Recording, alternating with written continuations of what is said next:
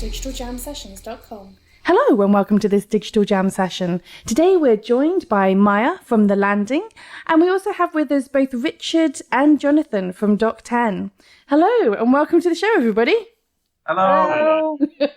Now we have a whole cohort of you from Manchester today, but I would love for you to explain a little bit more about the differences between Doc 10 and The Landing, because technically you are in the same building, are you not? So we're in the same building, but essentially I guess our big difference is The Landing is very much for the smaller startups, freelancers, small businesses, everyone in the supply chain when you're just getting started off in a business around digital, creative or technology. And then Doc 10 is our big brother who look after all the bigger production stuff all around Media City. But I'll let Richard say a bit more about Doc 10. Okay, Richard, tell us all about what you do as big brother. Thanks, Mayor. We run the studio's facilities at Media City. So we have 9 studios ranging from 1,000 square foot up to 12,500 square foot. We host some of the biggest sort of flagship programs in the UK. So we've currently got The Voice UK with us. We do Question of Sport, Match of the Day, Jeremy Kyle, lots of sitcoms, and we have the BBC Philharmonic here with us as well. So lots of broadcast production shows essentially. And that's backed up with a post-production facility where we run approximately 50 Avid edit suites and a VFX house. And if I recall rightly, you've just launched a new 360 film unit as well? Yeah, and that's correct. So we're now sort of branching out and looking to immersive technologies. So whether that's 360 video or VR or AR or MR. Whatever's got the R behind it. Whatever's got the R in there. So we're moving into that direction as well. So we've been playing with sort of immersive content for the last couple of years and starting to see it really sort of picking up now. So. Wonderful. And Jonathan, why don't you tell us a little bit more about specifically your role at Doc 10 and what you're doing with these indie productions? Yeah. So my job really is I talk to all the indie productions primarily down in London. Interestingly, I used to be a studio manager for BBC at Television Centre. So I used to work on shows like Harry Hill's TV Burp and lots of TV shows that are well known here, like Mock the Week and Strictly Come Dancing, of course, which would be Dancing with the Stars, as international people will know it, and later with Jules Holland music shows. And I came up to Manchester back when this was just a startup company. I know it's a huge company with lots of studios now, but it was once upon a time a startup company. And I was involved in trying to do the first estimates for shows and getting the indie production companies to give us a chance. And slowly we've sort of grown that, and I've built a lot of relationships with indie companies. Yeah, and it's really from that the 360 stuff grew out of it, because we did some tests for 360 VR, and I showed that to the guys from The Voice, and then from The Voice stuff we ended up doing stuff for the BBC. So I've been involved with Richard doing 360 stuff, which I guess is our little new startup. Yeah.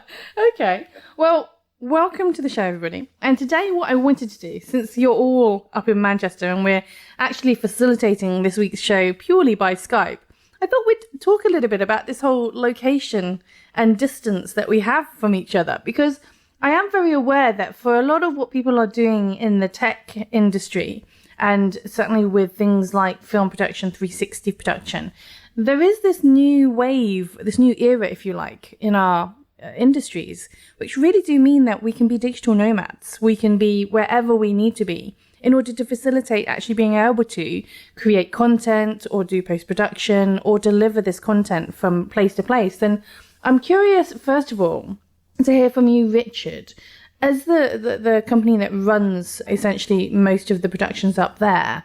You obviously have very specific needs and very specific capabilities in terms of being able to support and facilitate broadcast TV.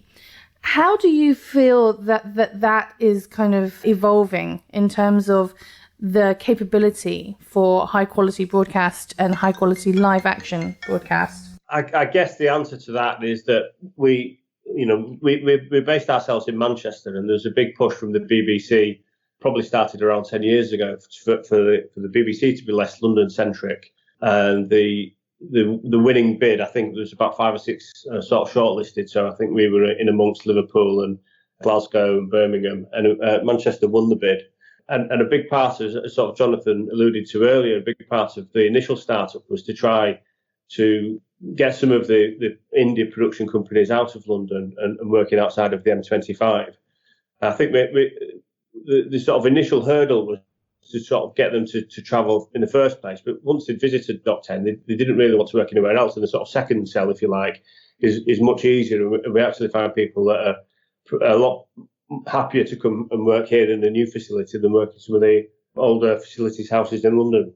But that being said, on top of the sort of actual physical location work, we've developed all sorts of sort of remote edit solution systems where people no longer need to be at our facility to work. So we work quite closely with Avid, and we've developed a system called Media Shuttle where people can transfer huge amounts of data rather quickly over fibre infrastructures.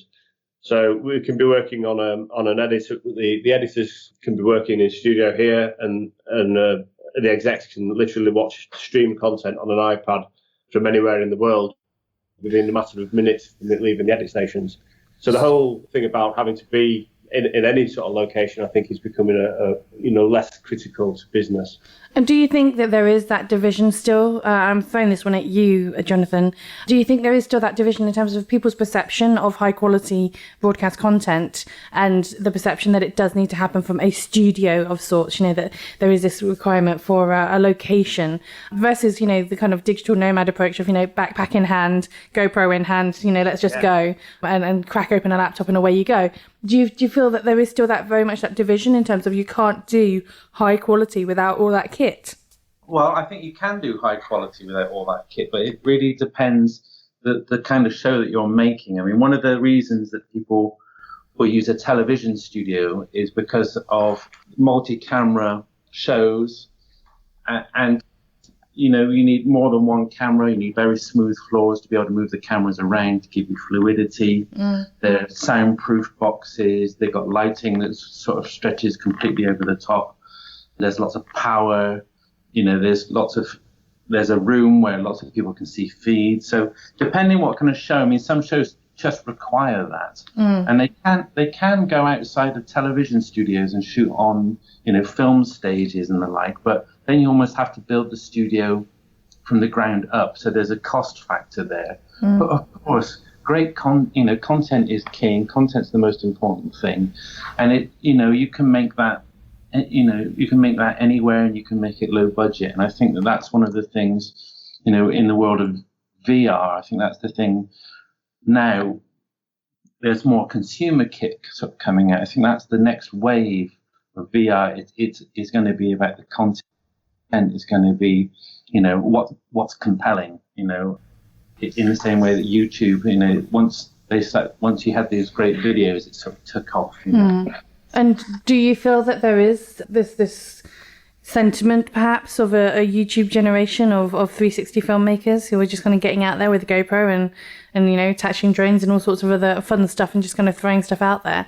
Or do you think this is very much a case of there is a sentiment of perhaps more what people might call serious filmmakers who really wanted to have that safety of the studio around them and the security of all of that resource and equipment around them?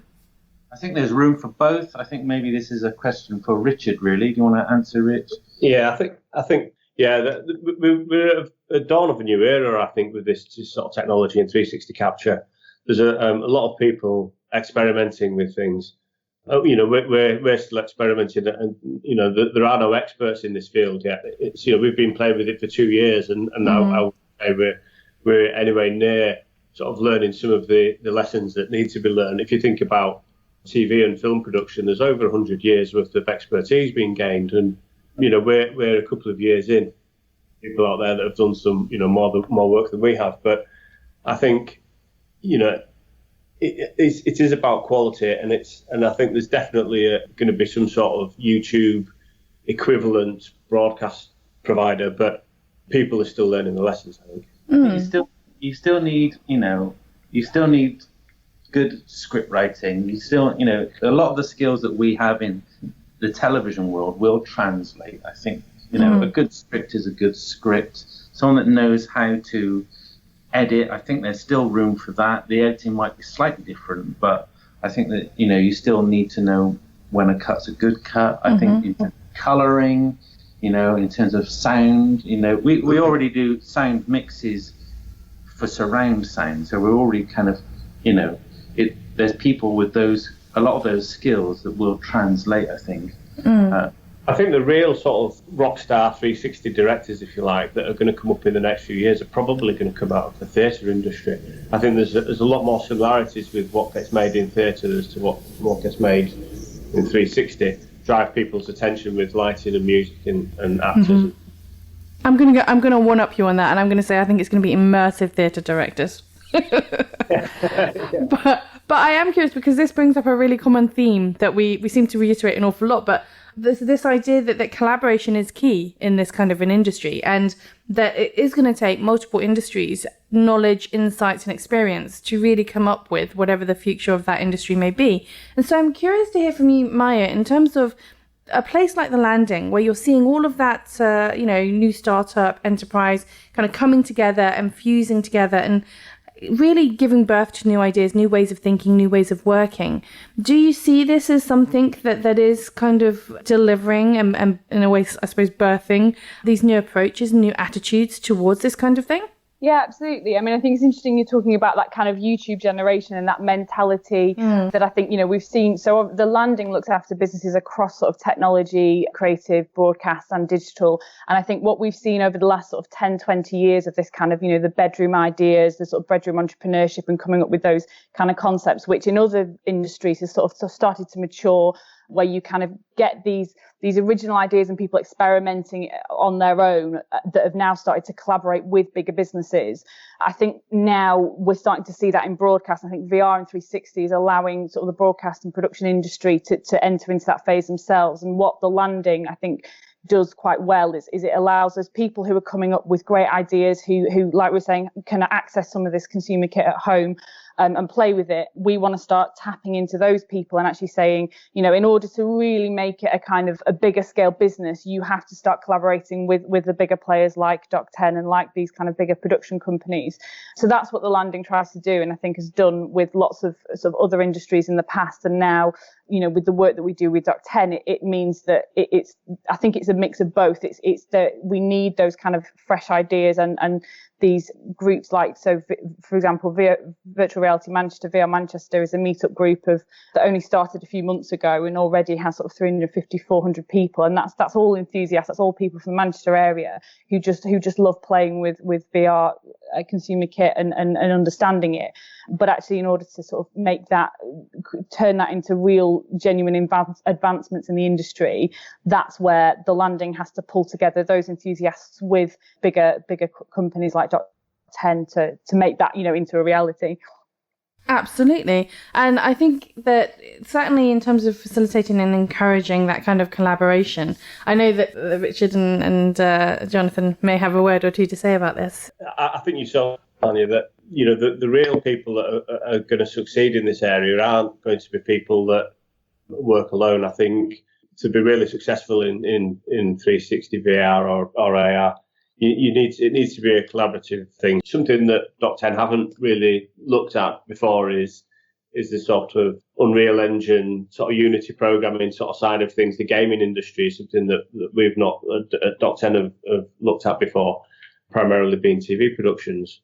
So it's sort of opening up a whole new world, and through that, and I think through sort of what VR has to offer, immersive experiences have to offer, I think it's a combination of all those different fields that's going to create the best content. So yeah, really pleased to be a part of it. And I think in terms of geographic location, I don't think it's relevant at all. We only the other day, Tanya, we were on the phone with people in New Zealand. We've been chatting with people obviously in the UK as well. But this sort of digital era that we're living in doesn't necessarily mean that you need to be geocentric to each other. So it's brilliant. So if the walls have come down, we're able to sort of collaborate digital files mean that we can send things to each other. We can have conversations like we are now, or sort of, and it's brilliant. And in the same way that content is king, so ideas are king, aren't they? Get that with open source. People open source their software development and hardware, and there's Kickstarter, and I think we're part. It's nice. We're moving into that world in terms of sort of creation, of sort of create in the creative industries. I think it's great. So on that vein, Jonathan, just kind of following through that thought, I wonder then what your sentiments are on things like Legion M. And for those of our listeners who don't know what Legion M is, it's a new studio that's been launched. It's based in Los Angeles and San Francisco. And they have essentially taken advantage of some changes to the financial laws in the US to allow people to have an equity stake in their studio. So it's kind of a little bit like crowdfunding and kickstarting, but the difference is that rather than just paying your money and walking away from the project, and you kind of might get a fancy t-shirt or something, you actually have a share in the company, and therefore any profits that they make. So if a movie does well, then everybody, all the fans, get some money out of that too. And it's a slightly different approach in as much as it's creating a fandom around the studio so that every movie has an instantly made fan base and an instant support that, with traditional film studios, they have to create a fandom around the IP or the creative content of that individual movie on a case-by-case basis, and they can't necessarily carry that fan base along on each project. And I'm curious, Jonathan, what your thoughts are on that kind of, new thinking. It's, I think all new thinking is great, and it's really interesting, isn't it? It's such a different approach, and I think it's really good. Is it something that you think that many people will be open to this idea? Because part of the process for Legion M is that they have an open door policy with the fan base, with the shareholders as such. I'm using little inverted commas here with my fingers. But they have this open door approach to development. So they have open development calls where they literally allow the fans to Skype in or to dial in so that they can listen to the development conversations and also contribute to some of the key decisions about which kind of projects they're going to move forward with and how those projects are going to evolve. Do you think that's something that as an industry we're ready for? Yeah, maybe. I think, although I do think that sort of, projects that are sort of passion-led are often sort of, I still like the idea, I'm talking personally now, of sort of people's unique vision. You still get sort of creative artists, you'll still get someone who's going to be, I don't know, the Picasso or the Spielberg of a new medium, who wouldn't compromise their ideas, and I think that's still really powerful. And I think that there's a place for that as well. In sometimes, I think in a world where it's all sort of crowd decision, crowd funding. Sometimes I think that you need those people for people to get behind, and you still need that vision holder as such. That's right. Yeah, I think ideas can become a little bit diluted sometimes when you start. It's decisions by committee sometimes aren't the best. Yeah, so it's getting the balance of that right, isn't it? I mean, I think there's definitely a place for it, and also it's so hard to get projects off the ground. Let's not sort of beat around the bush. It's very hard to get projects off the ground. That's one thing that's great about sort of all of us sort of collaborating and talking like this and working together. Where everybody's got a vested interest. Nobody wins unless we all win, and I think that's what's really good about disruptive reality, for example, is that, from a studio's perspective, all the people that we work to are very interested in us being behind projects so that we've got things to shout about. We're keen to sort of improve our R&D and just get better and better at what we do so that, we've got a better service and that we're better at what we do. And writers, they want to make shorts and make films so that they can get better at what they do and improve their writing. So I think that's really good. And I think it's you still need those artists. You still need the people that are going to drive a project. You still need a director and yeah. we still need some infrastructure. I do think so, yeah. Okay. So I'm curious to hear from you what you think is going to be the significant change that needs to happen, be that a cultural change or a technological change that will happen within the next 5 to 10 years that will completely change the way that you do business. And I am curious to hear from you, Maya, because I know that you're absolutely desperate to tell me your thoughts on this.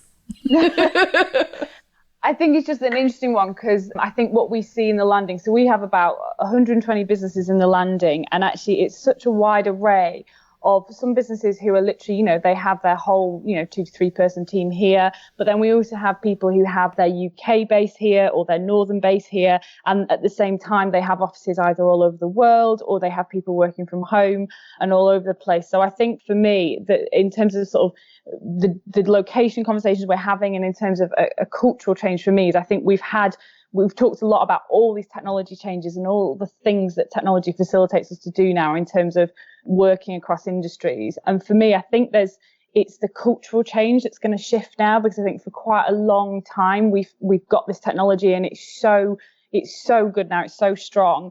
And we're starting to see all these businesses where they, for example, we have a great base in Media City. It's incredibly well connected for, meetings and clients and people. But then you might actually want another base out in a warehouse somewhere so that you can do sort of more practical, bigger stuff. Or, you might want some offices in London or in New Zealand or wherever it is. So I think for us at the landing and what we're seeing in businesses is it's this cultural shift which I think we're seeing in those smaller businesses, and we'll start to see it in larger businesses of, London, Manchester. It doesn't matter because actually a lot of it is it's so easy to get around anyway. And it's more about what's easiest for you. It might be that you actually want to have an office that's out in a sort of rural farm area, and that's what makes you happy, spend a lot of time there, and the connectivity works for that now. But equally, you've got your base in Media City or in London for client meetings. So I think for us, the biggest shift that's going to change for a lot of the small businesses we see is just that, I guess, that universal acceptance and appreciation for working from all over the place, because I think the technology allows us to do it now, and we as businesses just need to catch up a bit. Interesting. Okay. Well, I'm not convinced about the connectivity bit yet.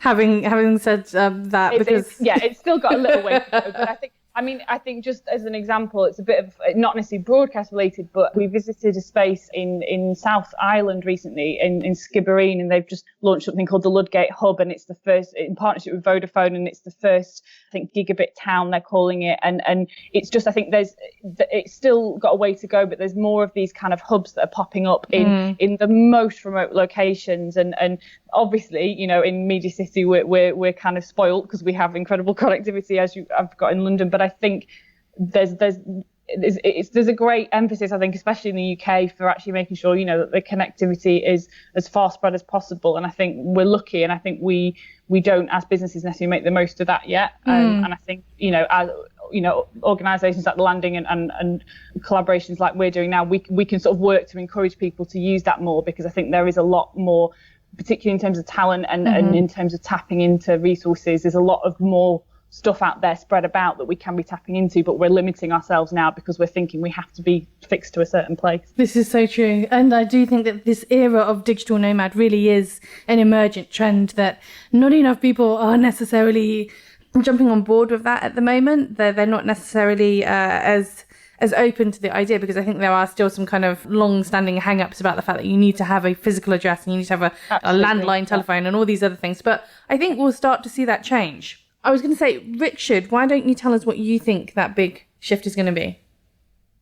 I'm going to go on a slightly different tangent to what Maya was saying there. I think for me that a really big change is going to happen, and not probably for a little while yet, but the sort of future generations that are sort of growing up in social media, in a social media world, is different to how sort of my generation were brought up. So, and with that, I'm talking about how the older generations deal with privacy of their content.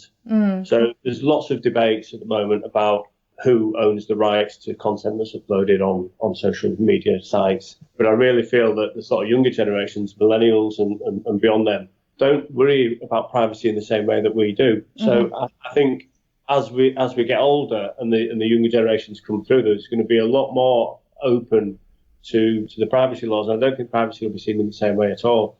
And once that starts to happen, then the way that the social medias and the technology works and the sharing platforms, and when you start adding into that mixed reality experiences and things like the HoloLens and Magic Leap and Weta, and it's going to come out with some sort of new fantastic way of communicating, that privacy is all going to change. Everything's going to be out in the public domain, and I think that's going to be a real social shift in the way that business is done as well. It's interesting that you say this, because we've had this conversation a few different times on the show, where we've talked about this idea that privacy is a little bit of a fallacy at the moment, and going forwards it's just one of those things that the younger generation kind of already accept and acknowledge, that their privacy is a commodity, it's a unit of value, and they're kind of okay with that. And I suppose I don't think see it as an issue at all. I've got young children, and sort of just coming into their teenage years, and and the mum are sort of always quite wary about what they're getting up to online. Obviously, you need to have sort of parental sort of control over stuff, but in terms of what they're sharing and the way that they interact with social media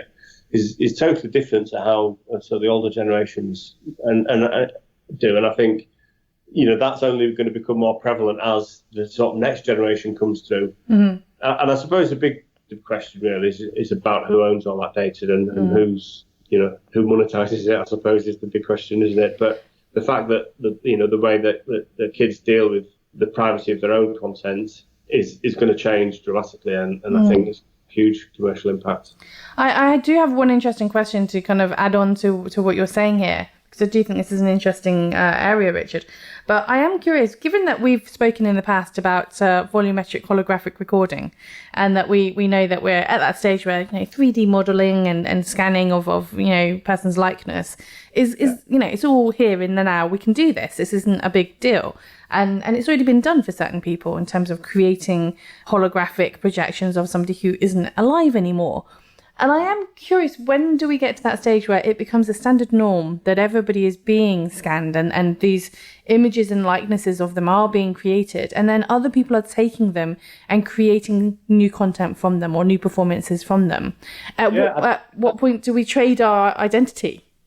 I don't think, the technology is already there. I was in London on Monday this week, chatting with a guy from a company called Double Me, who've got a photogrammetry capture suite based in Ravensbourne University, where they can, within minutes practically of capturing you sort of stood in a blue screen environment, they're producing reasonably high quality 3D models of a lifelike avatar for you to use in your own way. And they're giving this away for free. So you say that they're giving this away for free, but one of the things that they are doing is when you go into their little HoloPort, is I think what they're calling it, they are essentially adding you into their environment along with all the other avatars that are being created. So this is world of avatars, very much like a virtual world. But your likeness is going in there, and that is part of the deal, is that your likeness will exist in that virtual space to be interacted with as somebody may please. But that's the kind of trade-off for creating your virtual avatar is that you allow it to be, perpetually in use by that environment. If you think about some of the big Hollywood stars, so, take Robert De Niro, for example, if he had his avatar captured in real life, he could still be making films in 100 years' time, but they're just remodeling De Niro to appear in movies. It's very interesting because Westworld, which is on, which is a new sort of big budget sci-fi show, they've from the lovely effects HBO, I believe. They've had a young version of Anthony Hopkins, and I think in Tron they did a young version. Well, the most recent version of Tron, is it Legacy? Jeff Bridges, Jeff Bridges. Jeff Bridges. And now there's technology where, you talk about holographic scanning in order to get sort of 3D model of somebody. They can even do it from photographs. They don't even scan people. Because if there's enough photographs of, say, a celebrity, there's a company that have already done this with Tom Hanks, there's enough photographs of him with enough expressions, they can create a model from that. And then they can animate that model based on anybody's movement, so that then you could have an actor do a scene and then you could replace the actor with a young Tom Hanks or an older Tom Hanks. So I think, when you go, it sort of almost joins up with your point, Richard. I think digital rights are going to get really interesting over the next 5 years or so.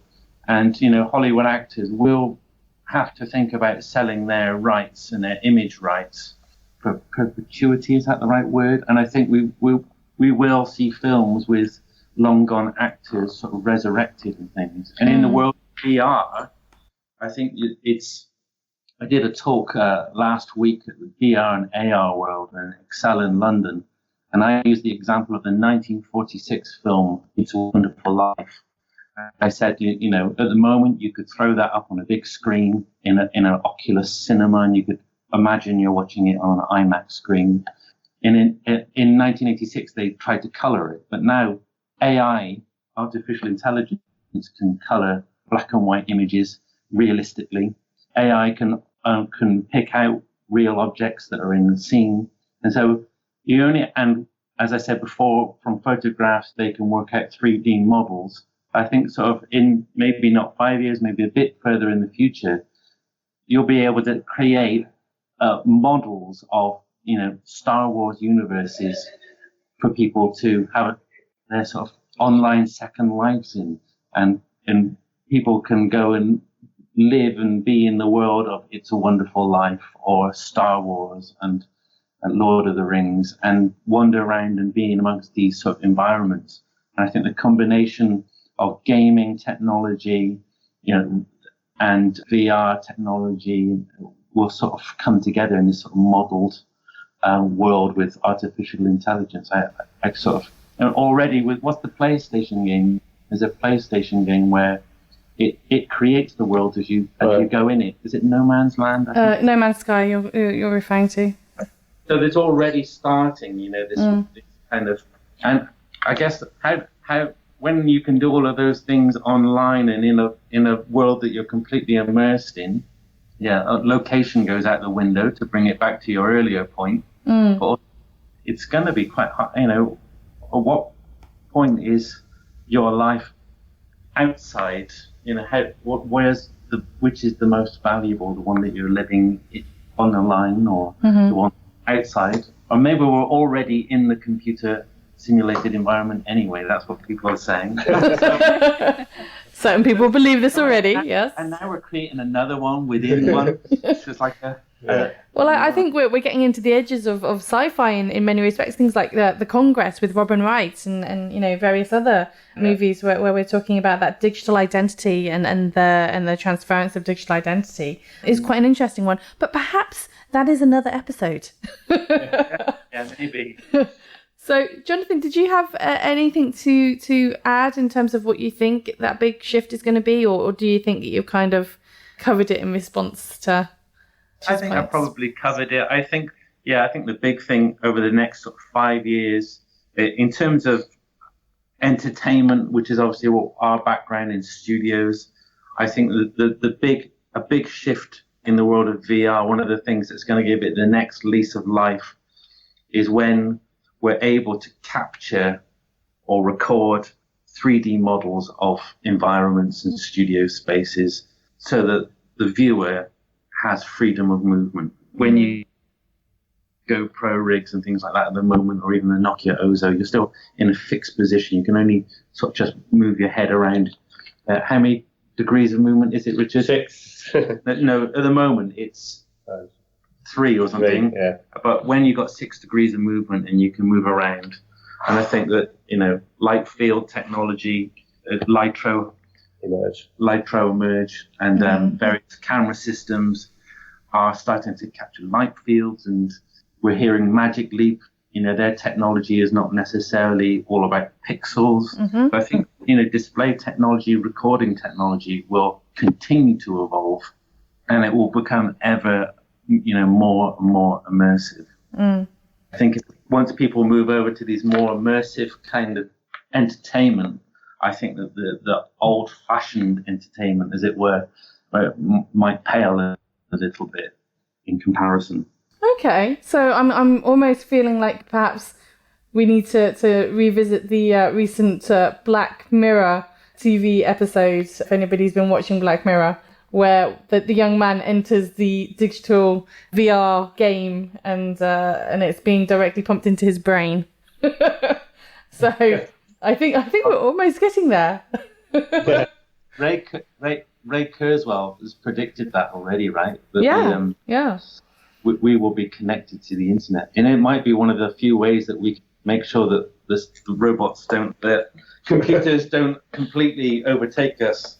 What, by putting them in our brains? I'm not sure about that. Can't be join them kind of thing. But definitely recommend that if you're interested in this kind of topic, to go and watch the Black Mirror episode playtest of season 3 of Black Mirror. You can catch it now on Netflix. But I want to thank you all for joining us today. And as usual, we like to give our listeners a way to be able to find out a little bit more about what you're up to and follow you to just understand a little bit more about you. So we ask you to do that by sharing with us your social media handle of choice. And I'll start with you, Richard. What would that be? Probably the best way to get hold of us is either, as I said, the Doc10 website, or if you hashtag Doc10. Mm-hmm. Okay. And would that be the same for you, Jonathan, or do you have an individual social media handle you'd like to share? You can get hold of me on LinkedIn, is probably the best in terms of sort of my sort of social media. Mm-hmm. Jonathan Harley, like the motorbike, and it's Doc10, and you'll find me on there. Wonderful, thank you. And Maya, what about yourself? So what I'd say is if you're interested in the landing or kind of so you're a small business, then our Twitter handle is The Landing MC UK. If you want to follow me personally, I'm xbluexkyz. And you're going to spell that one out for us? I can do, yeah. It's X, just BLUEXSKIESX. Thank you. And a random one. Well, thank you very much all for joining us today, and thank you for listening. If you enjoy this content, don't forget to subscribe and review, and follow us on Twitter at Digital Jam Ltd. digitaljamsessions.com